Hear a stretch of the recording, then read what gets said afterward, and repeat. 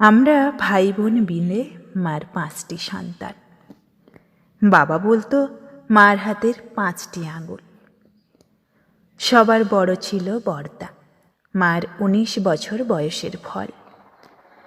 প্রথম বলে বড়দা মার সেই বয়সের রূপ যতটা পেরেছিল পুটলি বেঁধে নিয়ে জগতে এসেছিল। শুনেছি ঠাকুমা বলতো, অত রং অমন চোখ নিয়ে যদি এলি তবে দাদু মেয়ে হয়ে এলি না কেন? ঠাকুমার ক্ষোভ বছর 2 পরে মা মিটিয়ে দিল। এবার এলো বড়দি। বড়দা পুরুষ মানুষ বলে ওপর থেকে মার রূপ চুরি করেছিল। বড়দি মেয়ে বলে আমাদের মার অন্তর থেকে সব যেন শুষে নিয়ে ঠাকুমার কোলে এসে পড়ল। নয়নের মনির মতন করে ঠাকুমা বুড়ি বড়দিকে 3টে বছর আগলে রেখে লালন পালন করে ঝুলন পূর্ণিমাতে মারা গেল। বুড়ি মারা যাবার সময় আমাদের 3 বছরের বড়দিকে মরণের ঘোরে রাধাকৃষ্ণর গল্প শোনাচ্ছিল। শোনাতে শোনাতেই স্বর থেমে গেল। আমরা এসব গল্প মা বাবার কাছে শুনেছি। বাবাই বেশি বলতো। বাবারই অতীত মোহ অতিরিক্ত ছিল।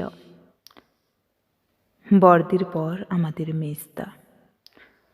মেজদা বাবার মতন, অবিকল বাবার মুখের আদল তার। সেই রকম লম্বা লম্বা হাত, গায়ের রং একটু তামাটে। ছোট আর আমি মাত্র 1.5 বছরের এদিক ওদিকে জন্মেছি। ছোটকে আমি দিদি বলিনি কোনো কালে, আজও বলি না। ছোট আমাকে ছেলেবেলায় করে বলতো, মানে কনিষ্ঠ। তার খ্যাপানো ডাক থেকেই আমার ডাক নাম কড়ি হয়ে গিয়েছিল। আমাদের সংসারে প্রথম শোক এলো বড়দির বিয়ের পর। তার স্বামী খারাপ রোগে ভুগছিল। বড়দির প্রথম ছেলেটা হলো নাক ভাঙা, বিকলাঙ্গ, মরে গেল। পরে আরও একটা পেটে এসেই নষ্ট হয়ে গেল। স্বামীর রক্তে কোন রোগের পোকা বংশবৃদ্ধি করেছে ততদিনে বুঝতে পেরে গিয়েছে বড়দি। নিজেও ভুগছিল। একদিন স্বামীকে ঘরের মধ্যে পুরে বাইরে থেকে ছিটকিনি তুলে দিয়ে বড়দি চলে এলো, আর স্বামী গৃহে যায়নি। বড়দির পর দ্বিতীয় শোক, মেজদার অন্ধ হওয়া। মেজদা দানাপুর যাচ্ছিল কাজে। ট্রেনে বড় ভিড়। যাত্রীরা ঢোকার দরজা বন্ধ করে রেখেছিল। মেজদা পান কেনার জন্য জানলা খুলে পানওয়ালাকে ডাকছিল। এক দঙ্গল বেহারিকে আসতে দেখে গোলমালের ভয়ে কাঁচের জানালা নামিয়ে চুপ করে বসে থাকল। তারা প্রথমে দরজার কাছে গিয়ে ধাক্কাধাক্কি করল, পরে জানলার কাছে এসে ক্ষিপ্তভাবে কি বলছিল। কামরার লোক মেজদাকে জানলা খুলতে বারণ করল। তখন খুব আচমকা বাইরে থেকে একটা লোক তার টিনের সুটকেস জানলায় ছুঁড়ে মারল।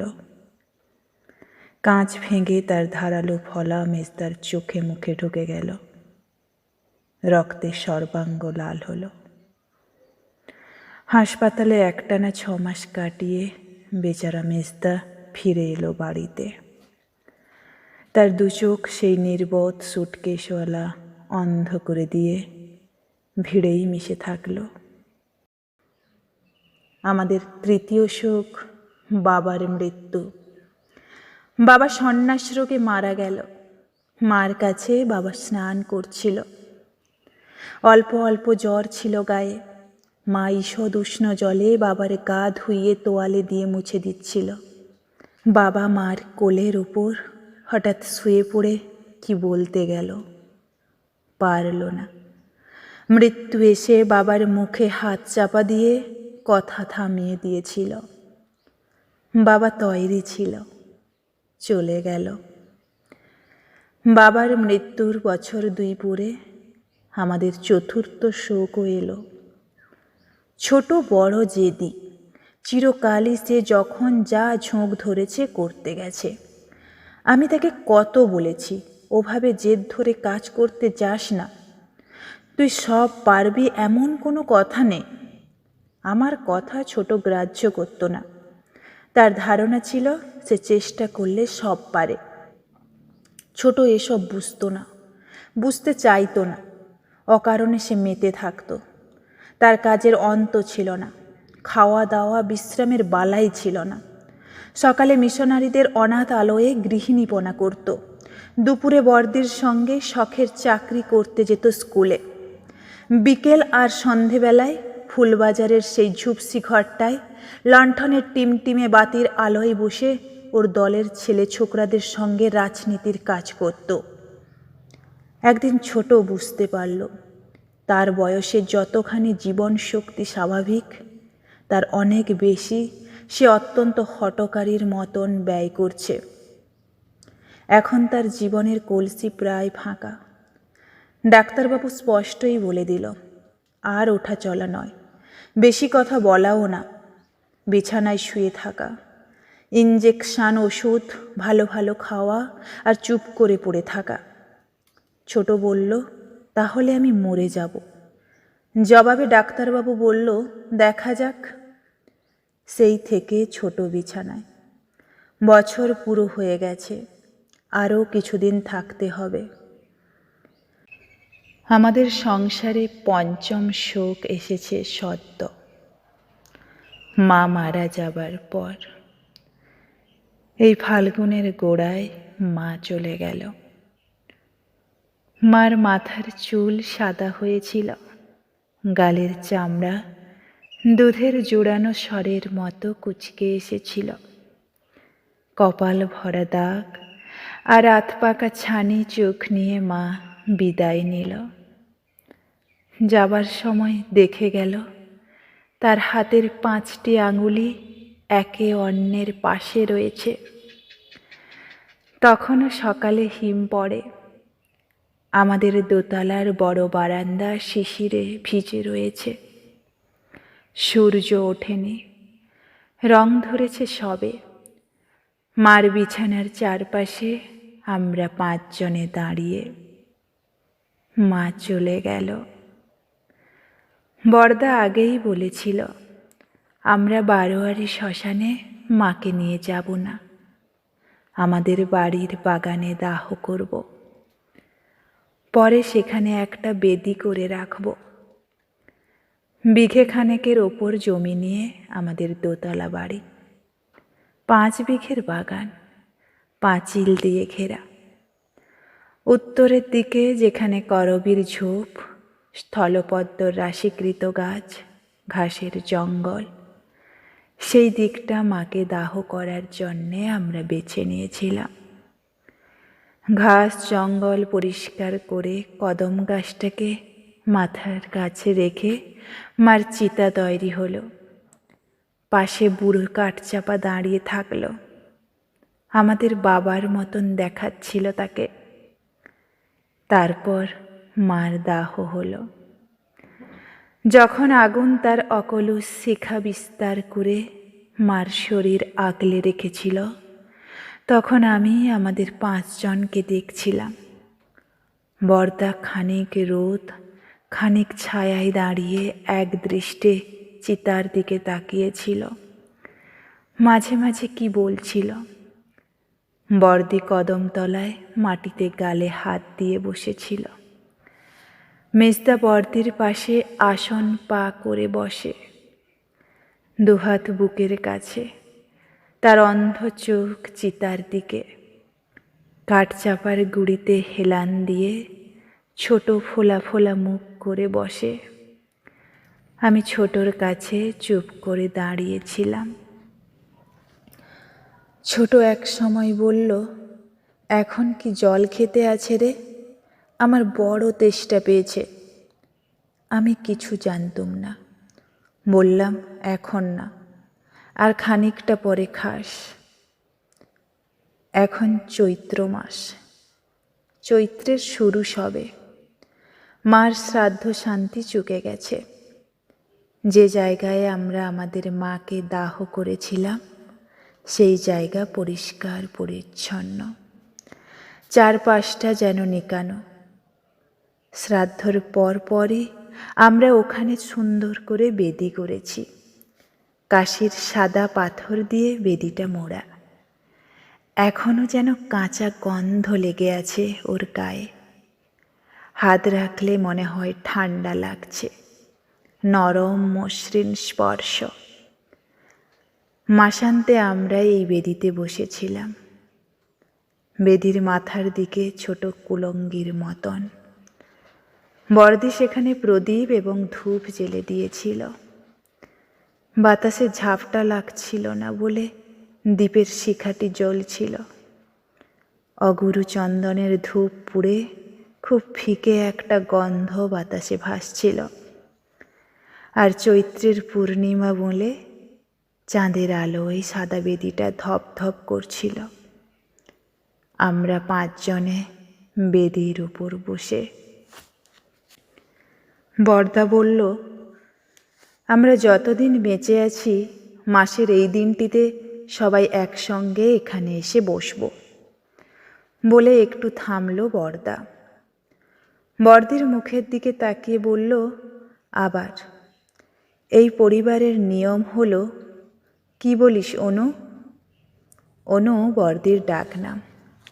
পুরো করে অনুপমা, ছোটর নাম নিরুপমা। বড়দির সঙ্গে মিল করে রাখা। বড়দি মাথা নেড়ে বড়দার কথায় সায় দিল। বলল, বাবার বেদিটাও যদি আমরা করে রাখতাম। বড়দির গলায় আক্ষেপের সুর। বড়দির আক্ষেপ খুবই সঙ্গত, কিন্তু তখন তো আমাদের মাথায় এ বুদ্ধি আসেনি। মাও কিছু বলেনি। বড়দা কয়েক দণ্ড আকাশের দিকে তাকিয়ে চেয়ে থাকল। তারপর নিঃশ্বাস ফেলল মুখ নামিয়ে। বলল, খুবই ভালো হতো, তবে মা রাজি হতো কিনা কে জানে। রাজি হতো না। বড়দি বেশ অবাক হয়েছিল যেন। কেন মা, কেন রাজি হতো না? হতো না হয়তো। বড়দা সন্দেহের গলায় বলল, সবাই এসব পছন্দ করে না। সংস্কার। আমরা বোধহয় অনেক কিছু পুরোপুরি অগোচরে রাখতে চাই। মেজদা হঠাৎ কথা বলল। আমরা তাকালাম। তার অন্ধ চোখ একদিকে স্থির রেখে মেজদা বলল, শ্মশানে পুড়িয়ে আসার সময় আমরা কি ভাবি জানো দিদি? কি? অনেকের মধ্যে দিয়ে এলাম, যেন সঙ্গী সাথীর মধ্যে। মরার পর আবার সঙ্গী সাথী কি? ছোট বলল, কিছু না, মানুষ তবু ভাবে। মেজদা উদাস গলায় বলল, তুই জানিস না ছোট, কত মানুষ মৃত্যুর পর আত্মার অবস্থাকে তীর্থযাত্রা কল্পনা করে নেয়। আমরা সকলে মেজদার দিকে তাকিয়ে বসেছিলাম। মেজদার গলার স্বর গোল ও নিটল, বাঁশের আরবাসির মতন মোটা।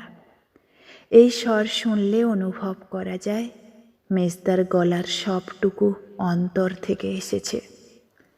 মেজদার কথাবার্তাও অন্যরকম।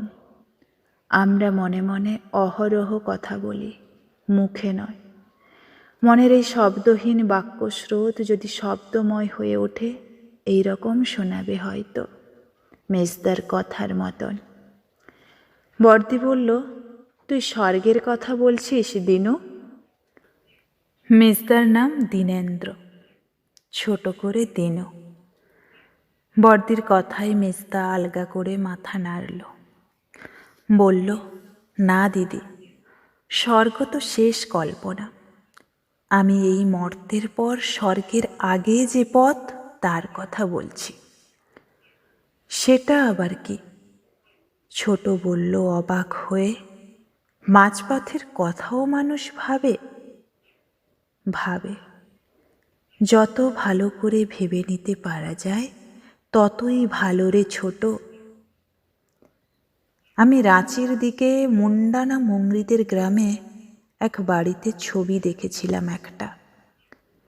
ওদের কথা বাদ দাও, ছোট বলল। বাদ কেন, শোন না।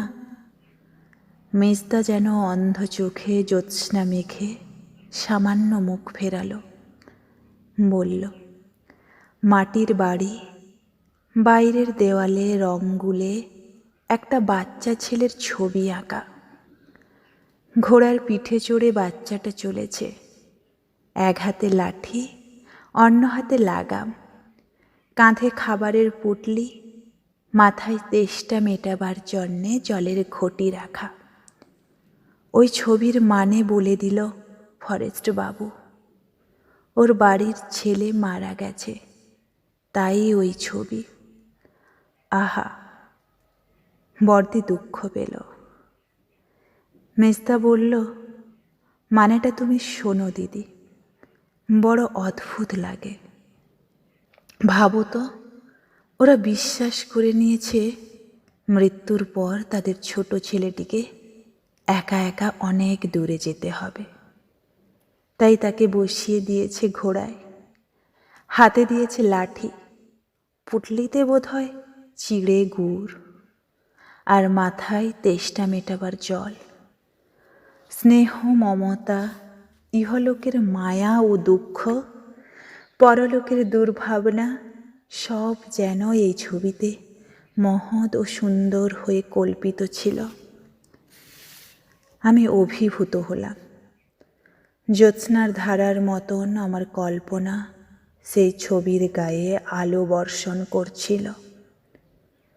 অনেকক্ষণ বুঝি কেউ কোনো কথা বলল না আর। চৈত্রের চঞ্চল বাতাস বাগানের তৃণ এনে আমাদের গায়ে মাথায় ফেলে দিচ্ছিল।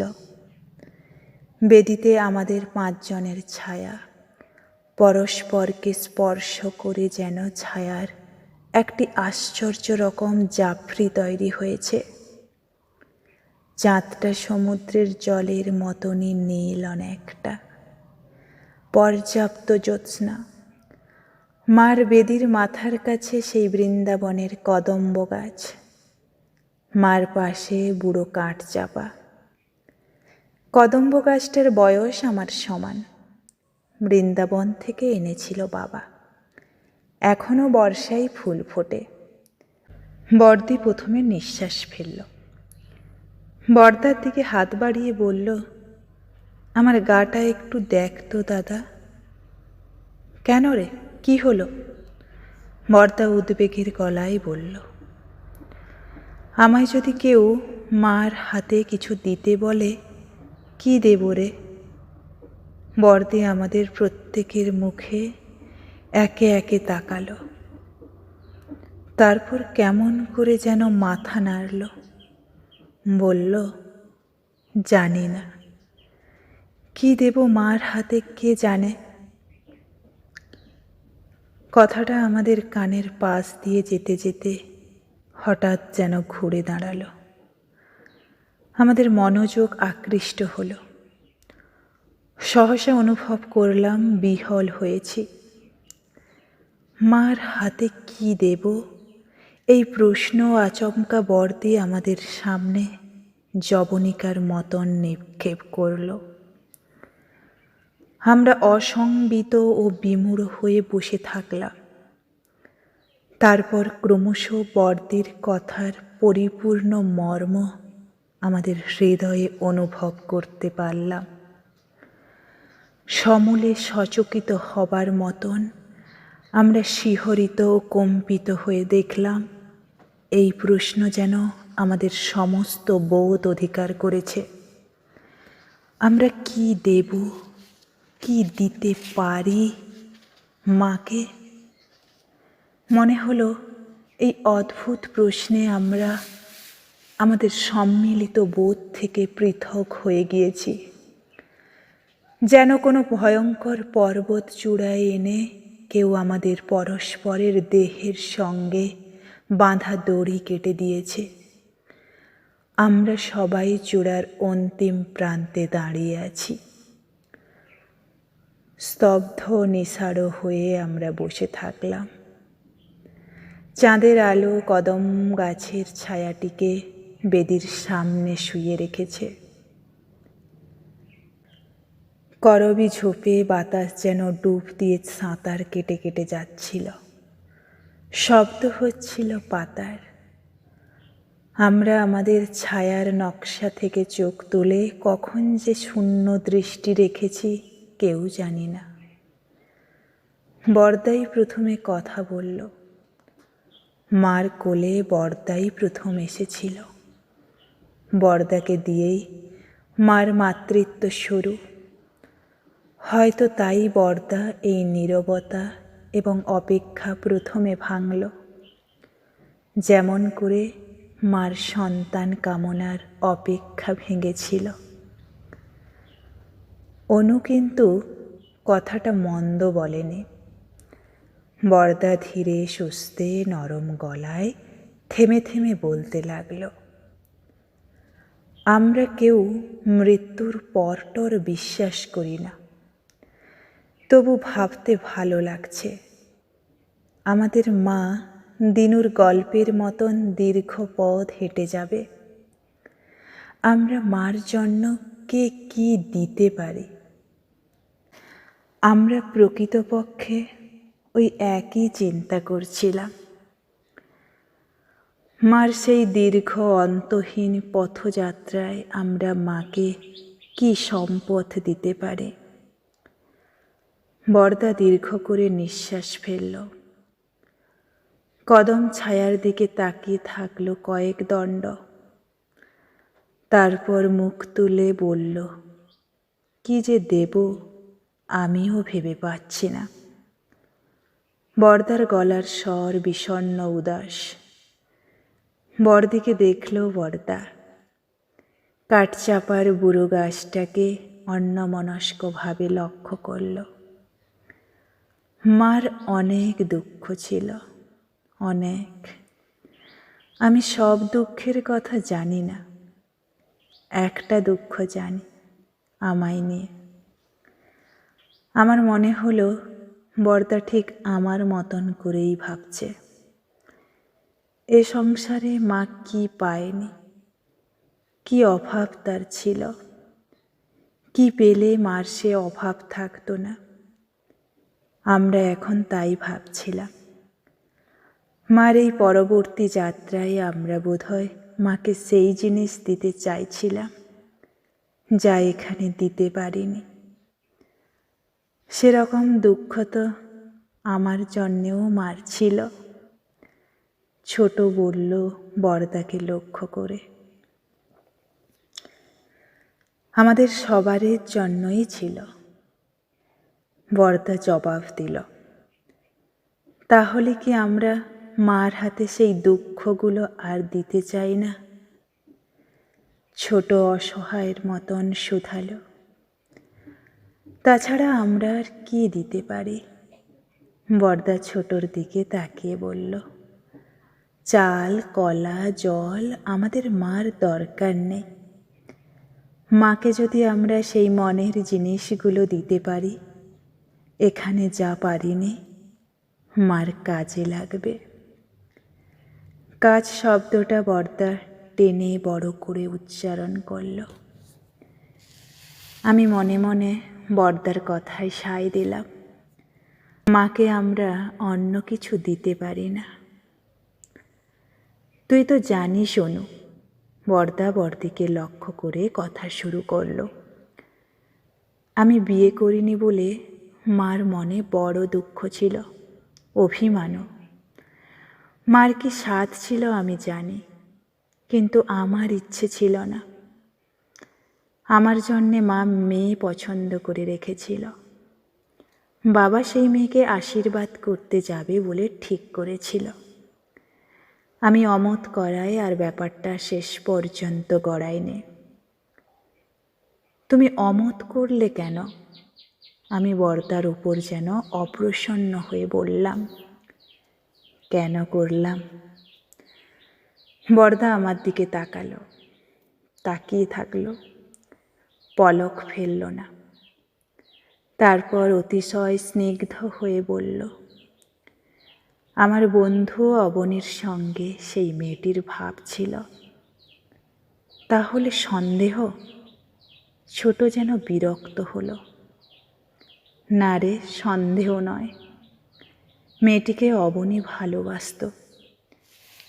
বরদা শান্ত গলায় বলল, মাকে আমি বলেছিলাম। মা বলেছিল, কিন্তু কনক যে অপরূপ সুন্দরী, এ মেয়ে এলে আমার বংশধররা কত সুন্দর হবে ভেবে দেখ।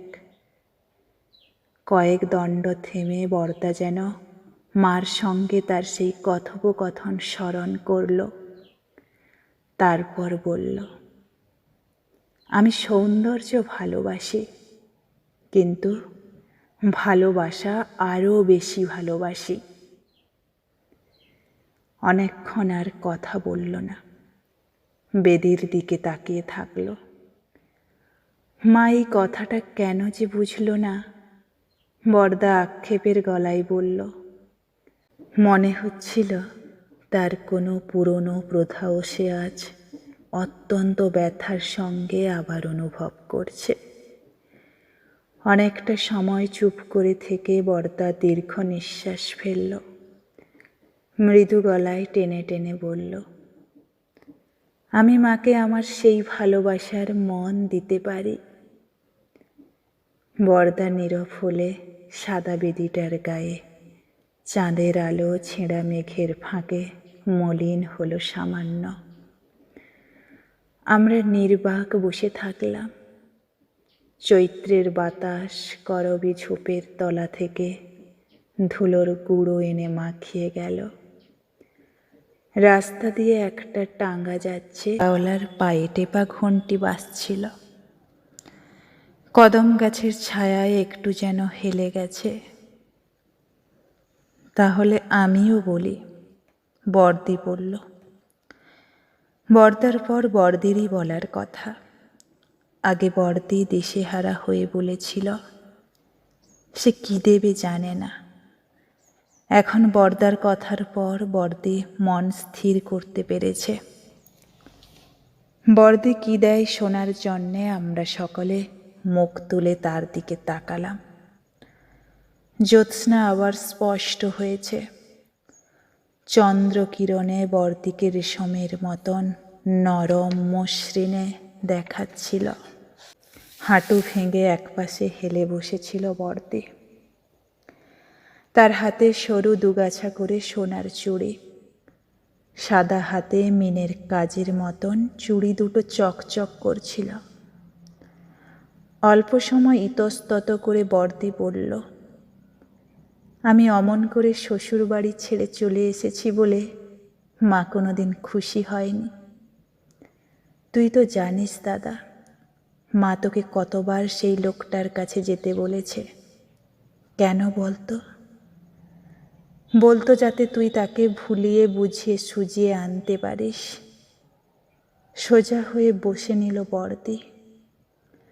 বাঁ হাত গলার কাছে নিয়ে তার মটর হাড়ে আঙুল রাখল। বাবাকেও মা বুঝিয়েছিল, আমি ওখান থেকে চলে এসে ভুল করেছি, অন্যায় করেছি। বরং চেপে বসে থাকলে তাদের জামাইকে শুধরে নিতে পারতাম। মা আমায় বলতো, এই তেজ দেখে তুমি তোমার ক্ষতি করলে, সারা জীবন পুড়বে। তুমি তো আজও মাঝে মাঝে কাঁদো বর্দি। ছোট আচমকা বলল। বর্দি ছোটর দিকে তাকালো, ভাবলো যেন, বলল, কাঁদি। আস্তে মাথা নাড়ল বর্দি। কাঁদি। মা কেন আমায় আবার বিয়ে করতে বলল না? তোমার কি আবার বিয়ে করার সাধ ছিল? আমি অবাক হয়ে বর্দিকে দেখছিলাম। হ্যাঁ, মা বাবা যদি বলতো আমি আবার বিয়ে করতাম। চামড়ার ব্যবসাদার সেই লোকটাকে ত্যাগ করে এসে আমি শুধু নিজেকে বাঁচিয়েছিলাম, কিন্তু আমার দরকারটুকু তো পাইনি। তোমার আবার বিয়ে করা খুব সহজ ছিল না বর্দি? ছোট বলল। না হয় কঠিনই ছিল, তাতে কি? বর্দি যেন দ্বিধাবোধ করে থামল, তারপর বলল, সংসারে এমন মানুষ ছিল যে আমায় বিয়ে করত। মার সাহস হলো না। একদিন আমি মাকে বলেছিলাম, রোগ, নোংরামি, কষ্ট সব সহ্য করি, তাতে তোমার আপত্তি নেই। আপত্তি সুখ পাবার ব্যবস্থা করতে। মা খুব অসন্তুষ্ট হয়েছিল, বলেছিল এ বাড়ির মর্যাদা নষ্ট হোক এমন কিছু করতে আমি দেব না। মা মর্যাদা চাইত, আমি সাহস চাইতাম। বর্দি সামান্য থামল।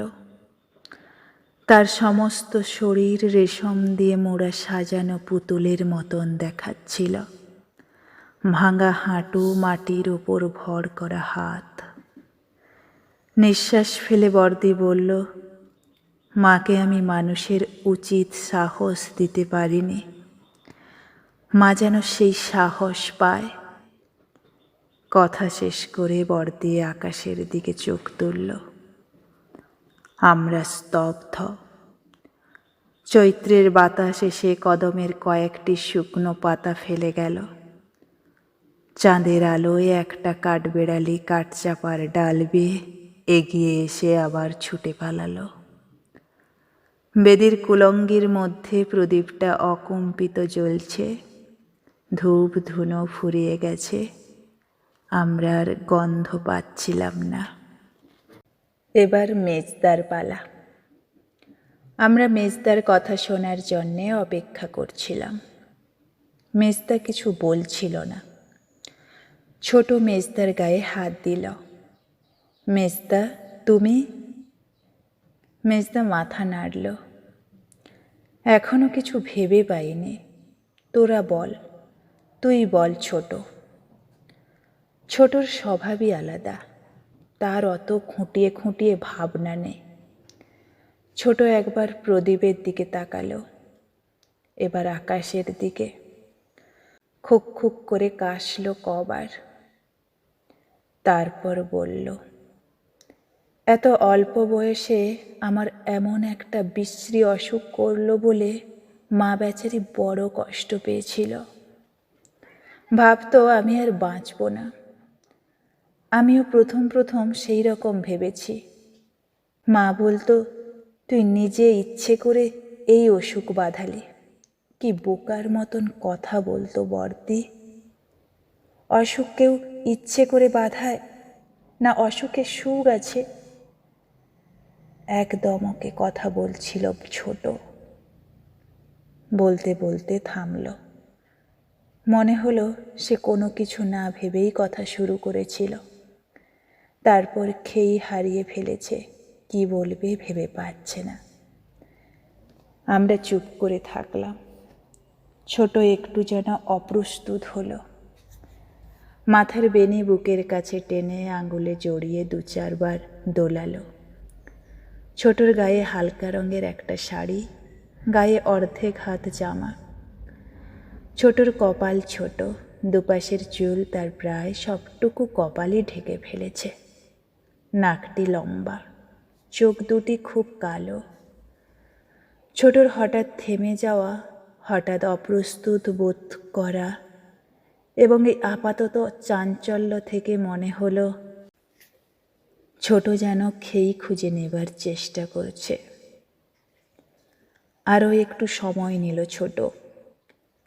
সে তার কথা খুঁজে পেল। বলল, অসুখ কেউ ইচ্ছে করে বাঁধায় না। অসুখে সুখ নেই, তাও ঠিক। তবু আমি এই অসুখে পড়ে একটা সুখ পাচ্ছিলাম। তুমি তো জানো বর্দি, অসুখের সময় আমার বন্ধু টন্ধুরা খোঁজ খবর নিতে আসতো। বেশি আসতো সুশান্ত, প্রায় রোজই, অনেকক্ষণ থাকতো। আমায় ভোলাবার চেষ্টা করত, বলতো এ অসুখ কিছুই না। মা কেন জানি এটা পছন্দ করতো না, একেবারেই নয়। ছোট তার দীর্ঘ বেনি কাঁধের ডান পাশে রাখল, আকাশের দিকে তাকালো আবার। তাকিয়ে থাকলো। বলল, একদিন মা আমার সামনে সুশান্তকে বলল, তুমি তো ডাক্তার নও, কেন অযথা ওসব কথা বলো? ওকে বকিও না, বিরক্ত করো না। সুশান্ত তারপর থেকে আর আসতো না। আমি মাকে বলেছিলাম, অকারণে তুমি ওকে অপদস্থ করলে। মা বলেছিল, ওরা আমার অনেক করেছে, তোমায় মাতিয়ে এই অসুখ দিয়েছে, তা দিক, আর আমার সুখ দরকার নেই। ছোট আকাশ থেকে চোখ নামালো। তার গলা পাতলা, কাঁপছিল চোখ, যেন একটু চিকচিক করছে। ও বলল, মা আমার অসুখটাই দেখেছিল, সুখ দেখেনি। মা জানতো না জগতে সব রোগ কেবল ডাক্তার দিয়ে সারানো যায় না। আশা পাওয়া অনেক, ভরসা পাওয়ার কত শক্তি। ছোট আমার দিকে তাকালো। আমি মাকে আর কিছু দিতে পারি না, মন ছাড়া, আশা ছাড়া, ভরসা ছাড়া। মা যেন তার মনে ভরসা পায়। ছোট নীরব হলো। মার বেদিতে কদম ছায়া উঠে এসেছে। বর্দার পাশ দিয়ে ছায়াটা বর্দির কোলে গিয়ে বসেছে। বাতাবি লেবুর গাছটা অনেক দূরে। তার মাথার ওপর দিয়ে ভাঙা দেওয়ালের ফাঁকে রেললাইনের বাতি চোখে পড়েছিল আমার। দশরথ ধোপার কুঠিতে ওরা গান গাইছে। গত সপ্তাহে দশরথের ছেলের বিয়ে হয়েছে। আজও থেকে থেকে সেই আনন্দের লহরী তোলে তারা। খুব যেন ক্লান্ত হয়ে ছোট তার মাথা আমার কাঁধে রাখল। বলল, করি, এবার তোর পালা। বর্দা বর্দি আমার দিকে তাকালো। মেজদা তার অন্ধ চোখ অনুমানে আমার দিকে ফিরিয়ে রাখল। সহসা অনুভব করলাম ওরা আমার হৃদয়ে লুকানো মার ছবি দেখার জন্যে সতৃষ্ণ চোখে চেয়ে আছে। আমার ভয় করছিল। কাঠগোড়ায় দাঁড়ানো কোনো সাক্ষীর বোধহয় জবানবন্দি দেবার সময় এই রকম ভয় হয়। এই মুহূর্তে সকলেই স্তব্ধ। চৈত্রের বাতাসও শান্ত হয়ে আছে। দুধের ফেনার মতন জ্যোৎস্নায় আমার চারটি উৎকর্ণ আত্মীয় নিষ্পলকে আমায় দেখছে। বর্দার দিকে তাকিয়ে আমি কথা বলার আয়োজন করছিলাম। বর্দার পাশ দিয়ে বেদির কুলঙ্গিতে প্রদীপ চোখে পড়ছিল। শিখাটি স্থির। মার চোখের মতন শিখাটি যেন আমায় লক্ষ্য করছিল। ভেবে পাচ্ছি না। আমি বললাম, আমার মন স্থির নয়, নিঃসংশয় নয়। দ্বিধায় গলায় জড়িয়ে জড়িয়ে আমি বললাম, কখনো মনে হচ্ছে অনেক কিছু যেন দেবার আছে, আবার মনে হচ্ছে কিছু নেই। আমি সবচেয়ে ছোট বলেই মা আমায় তার শেষ গচ্ছিত ধনের মতন করে সরিয়ে রেখেছিল। মানুষ যেমন করে সিন্ধুকে অবশিষ্ট অলংকার তুলে রাখে, অনেকটা সেই রকম। ব্যবহার করতো না, দেখতো না। কথা বলার সময় ক্রমশ আমার মনে হচ্ছিল আমি ভয় কাটিয়ে উঠতে পারছি। গলা কাঁপছিল তখনও, তবু আমার স্বর স্পষ্ট হয়ে এসেছে অনেকটা। তোমরা মাকে যত পেয়েছ, যেমন করে পেয়েছ, আমি তা পাইনি। আমার মা আমাদের সংসারকে তেমন করে বুঝতে দেয়নি। ভাবতো আমার এসবই দরকার নেই। কিন্তু আমি মাকে দেখেছি। একবার মার সঙ্গে আমায় কাশি যেতে হয়েছিল। তোর মনে আছে ছোট, বাবা মারা যাবার পর মা একবার আমায় নিয়ে কাশি গিয়েছিল 15-20 দিনের জন্যে। তোরা ভেবেছিলি মার মন ভালো নয়, বাবার অভাবে মন বড় কাতর, তাই মা কটা দিন তীর্থর জায়গায় মন জুড়িয়ে আসতে গেছে। হয়তো খানিকটা সেই উদ্দেশ্যেই মা গিয়েছিল, কিন্তু সবটা নয়। আমার গলা স্পষ্ট হয়ে উঠেছিল। আমি আর ভীত হচ্ছিলাম না। আমার মনের সামনে সব স্থির হয়ে গিয়েছিল। যা খোঁজার আমি যেন তা পেয়ে গিয়েছিলাম। প্রদীপ শিকাটি শেষবারের মতন দেখে আমি চোখ ফিরিয়ে নিয়ে মেজদাকে দেখছিলাম। কাশিতে বাবার এক বন্ধু থাকতো, আমি কখনো তার নাম শুনিনি। শচীন জ্যাঠামশাই, বরদা বলল অবাক হয়ে। হ্যাঁ, তুমি তাহলে জানো? জানি বইকি। শচী জ্যাঠাকে আমি কতবার দেখেছি। তুইও দেখেছিস অনু? দেখেছি। বর্দি মাথা নাড়ল। বাবার সঙ্গে ব্যবসা করত, তারপর কি হয় আলাদা হয়ে গেল। পরে আর আমি শচী জ্যাঠার কথা শুনিনি। নানা জায়গায় ঘুরে শেষে তিনি কাশিতে গিয়েই শেষ জীবন কাটাচ্ছিলেন। আমি বললাম। বলার সময় শচীন জ্যাঠামশাইয়ের কাশির সংসার আমার চোখে ভাসছিল, স্পষ্ট অনাবৃত। বাঙালি টোলার অন্ধকার গলিতে নরকের মতন ছোট ছোট খুপড়ি করে ওরা থাকেন। উনি স্থবির হয়ে পড়েছেন। স্ত্রী শ্বাসরোগে শয্যাশায়ী। বড় ছেলে হোটেলের গাইডগিরি করে। দুটি মেয়ে, একটি পা খড়া হয়ে গেছে টাঙ্গা থেকে পড়ে, অন্যটি কোন বাড়িতে যেন রান্নাবান্নার কাজ করে দেয়। ছেলের বউ মারা গেছে দুটি বাচ্চা কাচ্চা রেখে। কাশির সেই অন্ধকার সরু নোংরা পাতকুয়োয় একটি অসহায় পরিবার গলা পর্যন্ত ডুবে। মা গিয়েছিল সেখানে বাবার পুরানো কোন ব্যবসায় শচীন জ্যাঠার কবে কাগজপত্রে বাবার অংশীদার ছিল সেটা নাকচ করিয়ে আনতে। উনি সে কথা মনেও রাখেননি, মনে রাখার কথাও নয়। তবু মা আইনের ফাঁক রাখতে রাজি নয়। কে জানে কবে এই গর্ত খুঁড়ে সাপ বেরুবে না। 100 টাকার দুখানা নোট মা শচীন জ্যাঠার হাতে দিয়ে সেই পুরনো অংশীদারি বাতিল করিয়ে নিল। আমি মাকে বলেছিলাম, তুমি তো অনেক আগেই এটা ওদের ছেড়ে দিতে পারতে মা।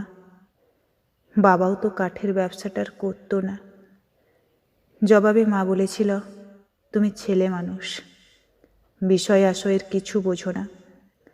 ওই ব্যবসা অন্যের তদারকিতে দেওয়া আছে। বছরে 1000-2 টাকা বাড়িতে আসে। টাকাটা আমি অকারণে খোয়াবো।